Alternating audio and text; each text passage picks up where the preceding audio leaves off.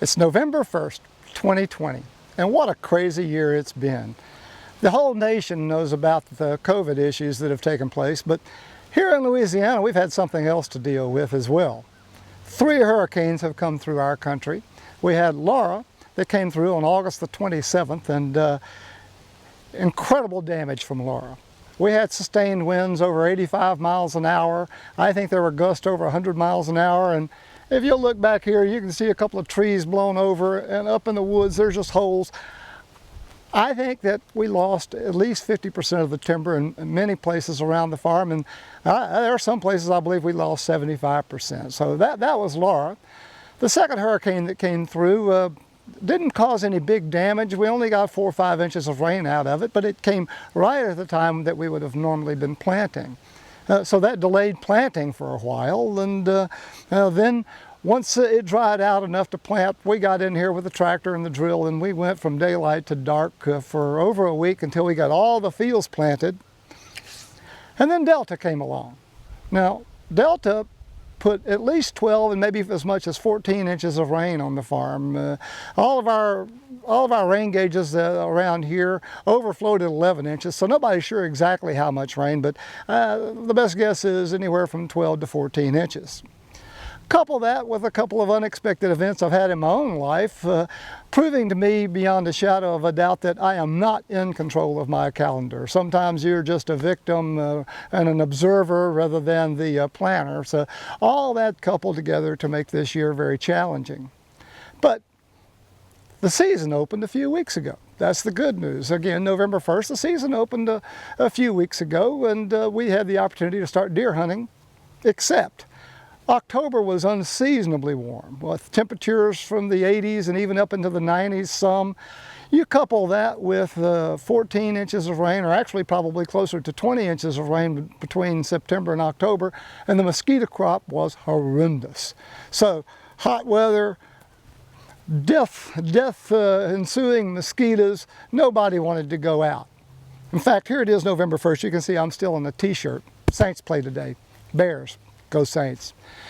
However, finally, we got a little cool weather here the last few days, and cool in Louisiana means the lows were in the upper 40s and the highs were in the upper 60s. I think it's going to be a tad over 70 today, and the rut is on. So finally, Saturday, I was able to go out and do a little bit of hunting. My first hunting trip of this year.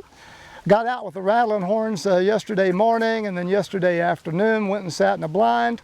So enough of natural disasters, enough of calendar demanding events. Let's take a look at some of the deer on the farm that I was able to find this past weekend, and let's go deer hunting. Join me now. Without question, my favorite way to hunt on the farm is to go rattling. It's November the 2nd, and it's absolutely a perfect day for it. We're just getting into the rut a little bit. It's a crisp, cold morning. It's a clear day. I think I prefer a slightly overcast day, but today is perfectly clear and there's a light breeze. This is the second spot that I've stopped at. The first spot I stopped at, I rattled up a small one, and then here's my second spot, and look what I called up here. An absolutely beautiful 10-point. We call this buck Junior. I happen to know him fairly well. He's a 5-year-old, and I call him Junior because originally we called him Squiggly Junior, because his buck that looks just like him, but it's probably an 8 or 9-year-old we call Squiggly, and that's because of the left main beam characteristic that this particular deer has, where the main beam seems to kind of squiggle. It goes out, kind of flares out, and has a little wiggle to it, so hence Squiggly. You can see it there on his left side. I've killed a couple of bucks on the farm, one a 202-inch beautiful 10-point that had that same characteristic. So for whatever reason, it seems to be somewhat predominant on the farm. Well, here's Junior, and he is completely fooled. He's come up within 20, 25 yards right there. He's 30 yards or less. Another thing to notice, you heard me talking about it earlier, is we follow this buck around. Look at all the blown over timber. Just dead trees everywhere, blown over trees everywhere. But how fun is this? Now there happens to be another small buck around that as soon as he saw this guy coming, he decided to kind of exit on out of the scene. But could you ask for a more beautiful setup? Sun shining on him. It's probably an hour after daylight right there. Beautiful chocolate horn buck. Another thing to notice on this deer, when he steps out, take a look at his face. He's got an exceptionally white face, which I think is quite attractive too. And he's completely fooled. No idea where I am or what I am. I'm leaning up against an oak tree, sitting on the ground and camo, and he just can't make me out. He knows something's going on around somewhere.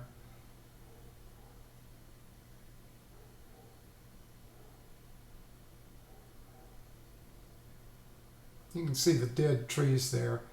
That whole stretch of woods in this particular area, I may have lost maybe even as much as 75% of the timber. There's just some giant holes up in the woods.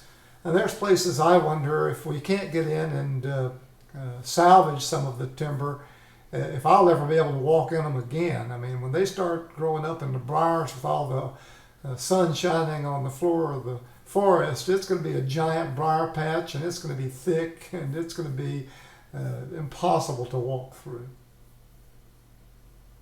But isn't this a classic scene?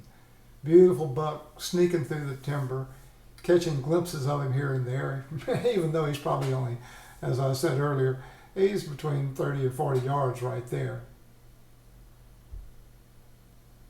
Handsome buck. As I said, I think he's a 5-year-old. When last year he had that same kind of main beam feature, and he actually was running around with the deer we call Squiggly, which we think may be his daddy. He's coming into his own right here. You can see the white face. Well, and that's that. That invariably happens.